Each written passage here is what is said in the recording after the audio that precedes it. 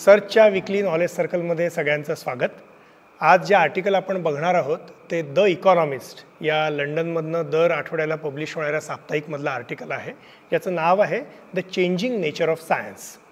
आता गंमत बघा, हे आर्टिकल इकॉनॉमिस्टमध्ये 4 जानेवारीला पब्लिश झालेलं आहे आणि हे आर्टिकल ज्या ओरिजिनल पेपरवर आधारित आहे तो नेचर या जगातल्या सुप्रसिद्ध अशा सायन्सला वाहिलेल्या जर्नलमधला पेपर आहे आणि तो पेपर देखील 4 जानेवारीलाच पब्लिश्ड आहे.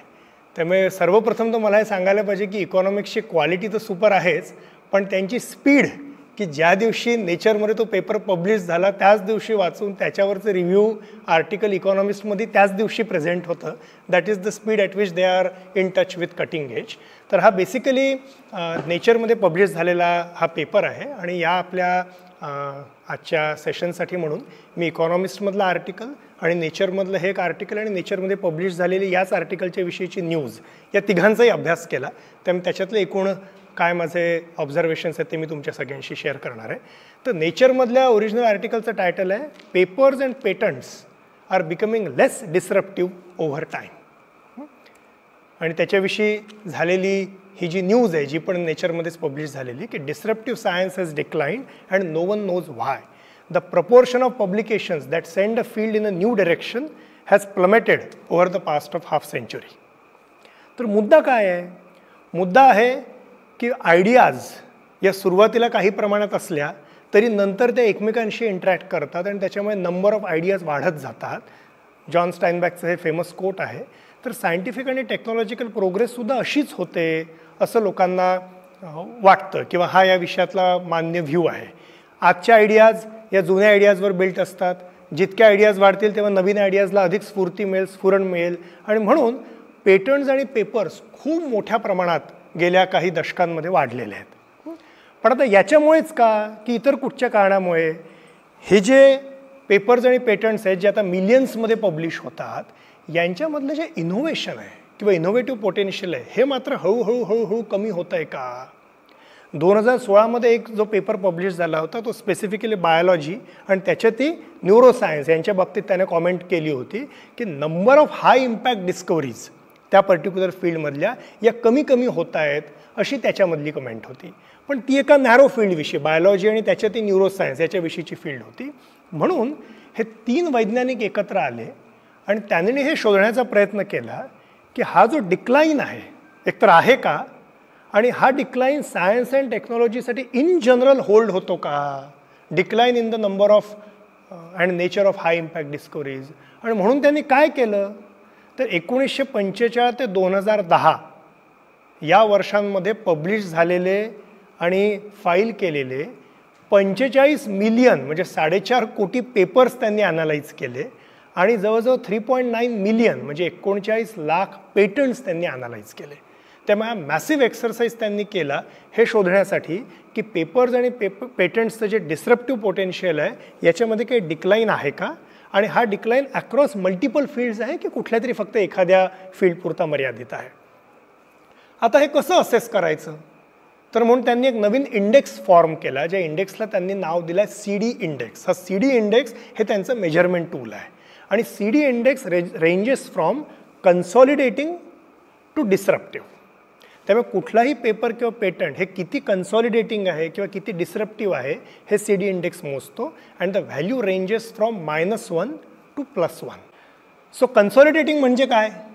तर लो CD स्कोअर म्हणजे कन्सॉलिडेटिंग जे असं मोजतं की एखाद्या पेपरमध्ये काही रेफरन्सेस असतील. त्या पेपरचे रेफरन्सेस म्हणजे काय तर त्याच्या आधी झालेलं काम हे तो पेपर साईट करतो आहे. तर एखादा पेपर हा कन्सॉलिडेटिंग आहे असं मानलं जातं जेव्हा later work which cites this paper also cites the references that this paper cited. म्हणजे जर एखाद्या फील्डमध्ये ऑलरेडी काहीतरी घडतं आहे आणि त्याच्या पुढे मी काहीतरी इन्क्रिमेंटल काम केलं तर माझं ते इन्क्रिमेंटल काम जेव्हा साईट होईल तेव्हा ज्या गोष्टीवर आधारित मी ते इन्क्रिमेंटल काम केलं आहे ते देखील मोस्टली साईट होईल आणि म्हणून माझं काम किंवा माझा पेपर हा कन्सॉलिडेटिंग आहे असं मानलं जाईल. त्यामुळे जो पुढचं subsequent work which cites my paper does it also cite the papers which I have cited. तसं असेल तर माझा पेपर हा जास्ती कन्सॉलिडेटिंग आहे असं मानलं जातं. याचा देखील काही उपयोग आहे. याचा उपयोग काय, तर सायन्सची किंवा टेक्नॉलॉजीची जी एक्झिस्टिंग ट्रॅजेक्टरी आहे ती एक्झिस्टिंग ट्रॅजेक्टरी पुढे घेऊन जाण्यासाठी, त्याच्यामध्ये इन्क्रिमेंटली पुढे जाण्यासाठी या प्रकारच्या कन्सॉलिडेटिंग पेपरचा उपयोग होतो. आता याला कॉन्ट्रास्ट म्हणून अ पेपर इज डिसरप्टिव्ह हे कधी मानायचं, that will be a high CD score. A paper is disruptive if it is cited by later work in the absence of citations of its predecessors. कारण त्या पेपरने जग इतकं बदलून टाकलं की आता त्याच्या आधी काय होतं याच्यात कोणाला रसच नाही आहे, त्या पेपरपासूनच पुढचं चालू होतं.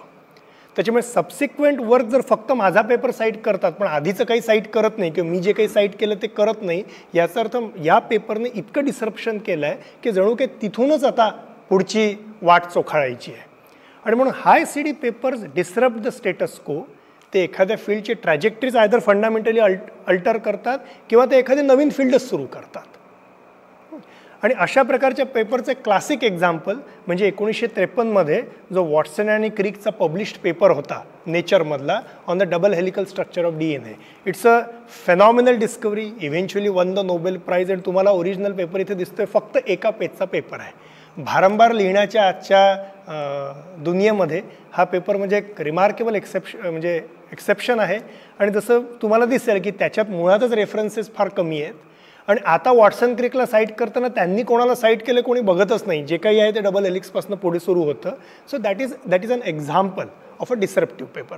त्यामुळे कन्सॉलिडेटिंग की डिसरप्टिव्ह हा मुद्दा आहे. दोन्ही प्रकारची कामं जसं आपण म्हणालो की आवश्यक आहेत, पण त्या रिसर्चर्सनं असं जाणवलं की over a period of time आता हळूहळू असं होतं आहे की कन्सॉलिडेटिंग प्रकारचे पेपर्स खूप जास्त यायला लागले आहेत आणि तुलनेने डिसरप्टिव्ह प्रकाराचं जे प्रपोर्शन आहे ते अतिशय कमी झालं आहे. आणि म्हणून त्यांनी इथे दाखवलं आहे the average CD score for papers has fallen by between 92% to 100%. And for patents it has fallen by 79% to 92%. इतक्या मोठ्या प्रमाणात they are no more and more consolidating rather than being disruptive. आणि रिसर्चर्सने हे बघितलं की हा जो चेंज आहे ॲव्हरेज CD स्कोअरमधला, हा चेंजिंग नेचर ऑफ पब्लिकेशन किंवा सायटेशन किंवा ऑथरशिप प्रॅक्टिसेस ज्या आहेत त्याच्यामुळे घडलं आहे का, तर तसं होऊ नये म्हणून researchers control for these variables so that the trend that we are seeing is more true. मग जर असं असेल तर सायन्स लेस डिसरप्टिव्ह का होत आहे हा प्रश्न पैदा होतो. आणि हे तो नेचरमधला ओरिजिनल त्यांचा ग्राफ आहे ज्याच्यामध्ये आपल्याला दिसतंय की 1950s पासून 2010 पर्यंतचा हा पूर्ण ग्राफ आहे. Social sciences, technology, physical sciences, biology या वेगवेगळ्या क्षेत्रातले हे पेपर्स आहेत. त्या प्रत्येक पेपरचा तुम्हाला दिसेल की एक्स ॲक्सिसला टाईम आहे म्हणजे इयर आहे, वाय ॲक्सिसला ॲव्हरेज CD स्कोअर आहे. ॲव्हरेज CD म्हणजे काय, तर CD index 5 years after the publication of the paper. कारण थोडा वेळ द्यायला पाहिजे त्याचा इम्पॅक्ट होतो की नाही हे दिसण्यासाठी. अगदीच आज पब्लिश झालं आणि उद्या काय झालं हे मोजून उपयोग नाही. आणि 1 is maximum disruption which will mean की all subsequent work does not cite predecessors work. So तुम्हाला असं दिसेल की 0.5, 0.4, 0.3 जे काही त्याचे CD स्कोअर्स आहेत, uniformly across various fields the CD scores are decreasing and there is a tendency to be more and more consolidating instead of being disruptive. त्यांनी हे देखील केलं इंटरेस्टिंगली की वेगवेगळे जे रिसर्च मॅन्युस्क्रिप्ट्स असतात त्याच्यामध्ये काय प्रकारचे व्हर्ब्स, क्रियापदं वापरली जातात याचं देखील ॲनालिसिस यांनी केलं. आणि त्यांच्या लक्षात आलं की 1950sमध्ये ज्या प्रकारची क्रियापदं जास्ती वापरली जायची ती क्रिएशन किंवा डिस्कवरी इन्व्होक करणारी किंवा तसं मीन करणारी होती. प्रोड्यूस, डिटरमाइन या प्रकारचे व्हर्ब्स होते.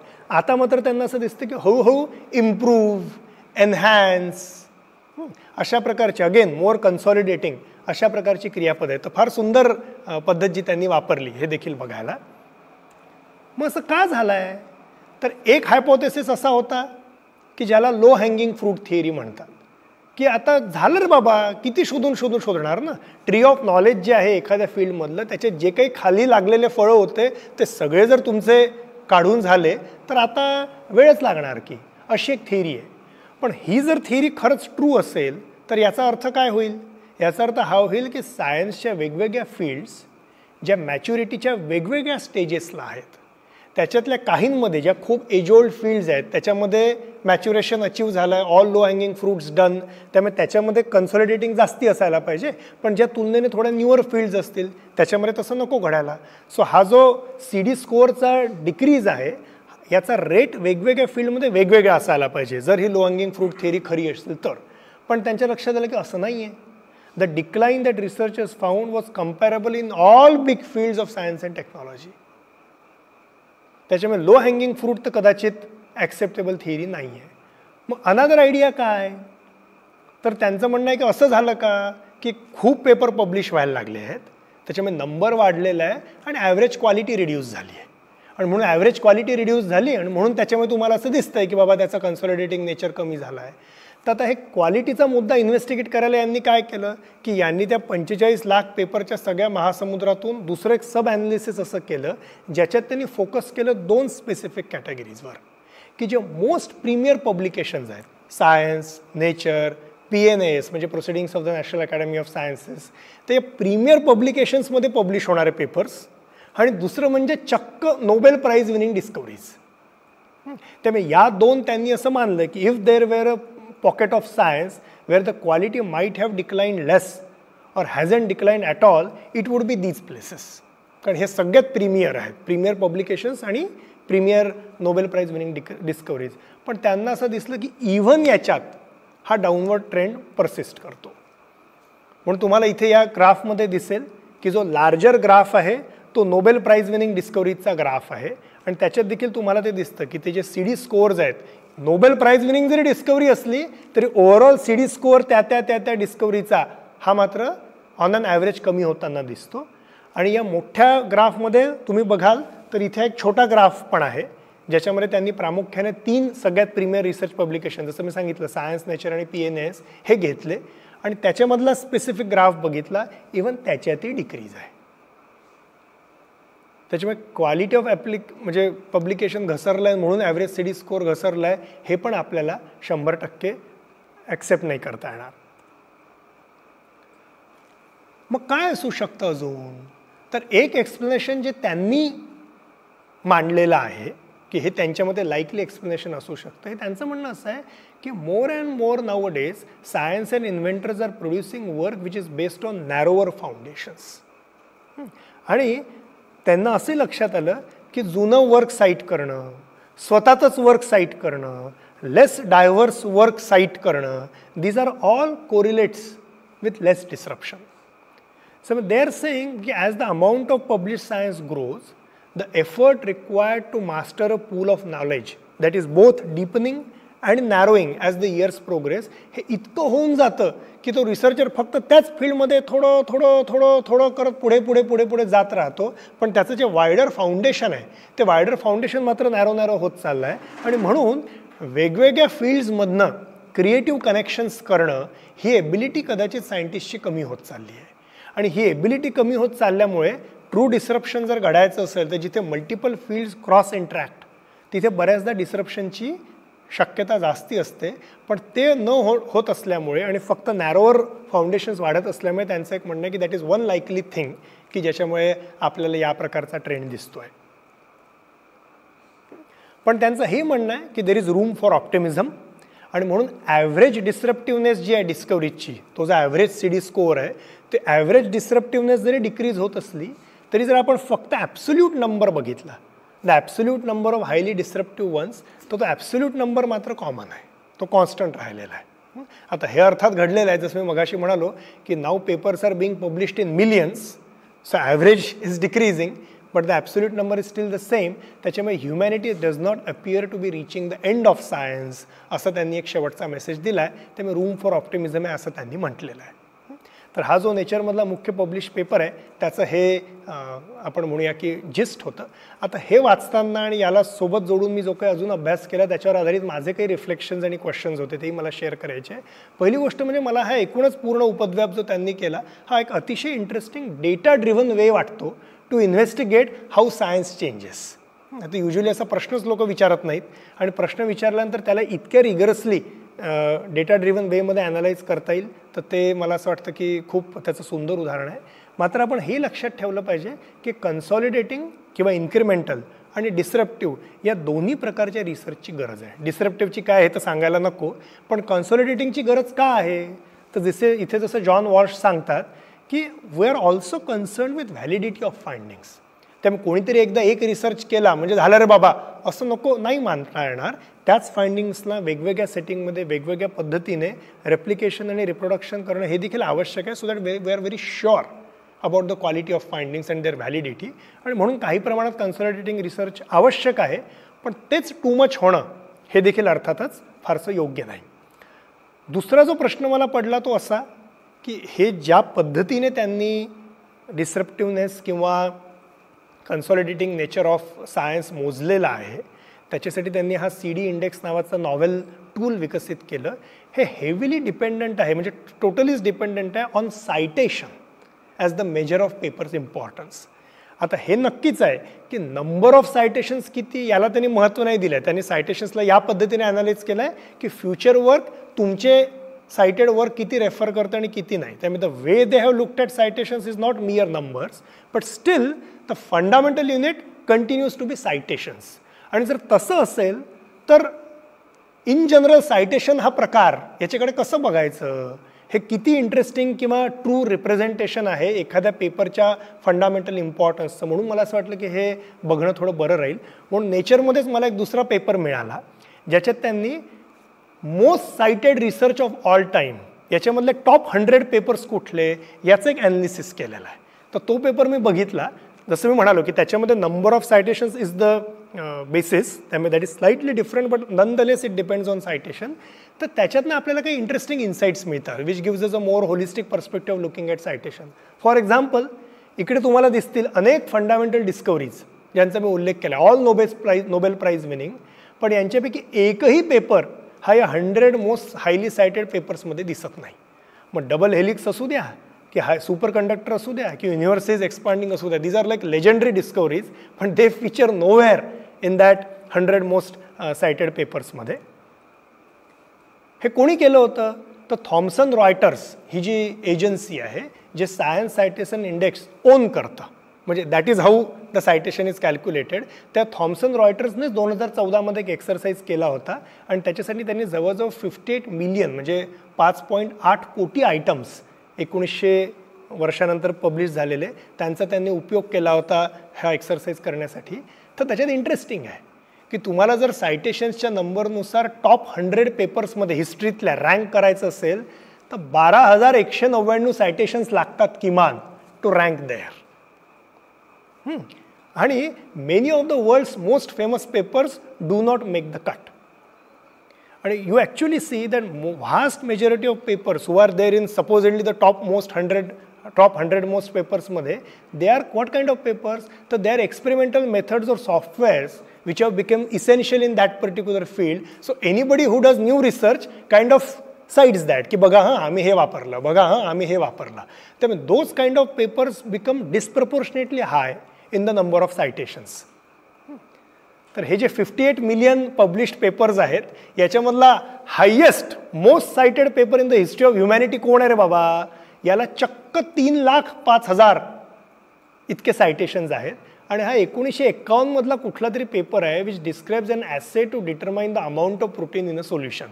इव्हन त्या पेपरचा ऑथर देखील स्वतः म्हणाला आहे की मलाही असं वाटतं की हा काही इतका भारी पेपर नाही आहे माझा म्हणून, पण nonetheless it has become the most cited paper in the history of Mankind. Only 3 papers are there which have received more than 1 lakh citations. All the top 100 have more than 12,000 citations. आणि मग तुम्हाला दिसतं की 10,000 plus citations असलेले फक्त 148 paper आहेत ह्युमॅनिटीच्या हिस्ट्रीत. 1,000 ते 9,999 citations असलेले जवळजवळ 14,000 पेपर्स आहेत. आणि सगळ्यात इंटरेस्टिंग 0 सायटेशन्स असलेले किती आहेत बघा, जवळजवळ 25 कोटी पेपर्स आहेत.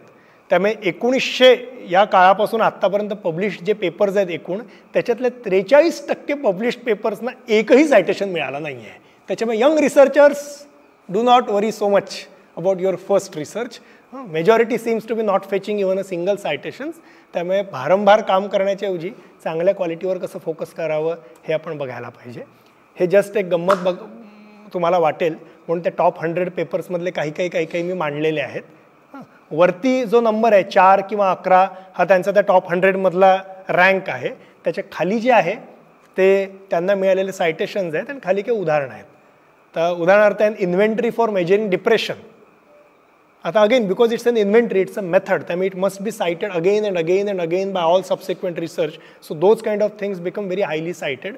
But now we know to take citations with a slight pinch of salt.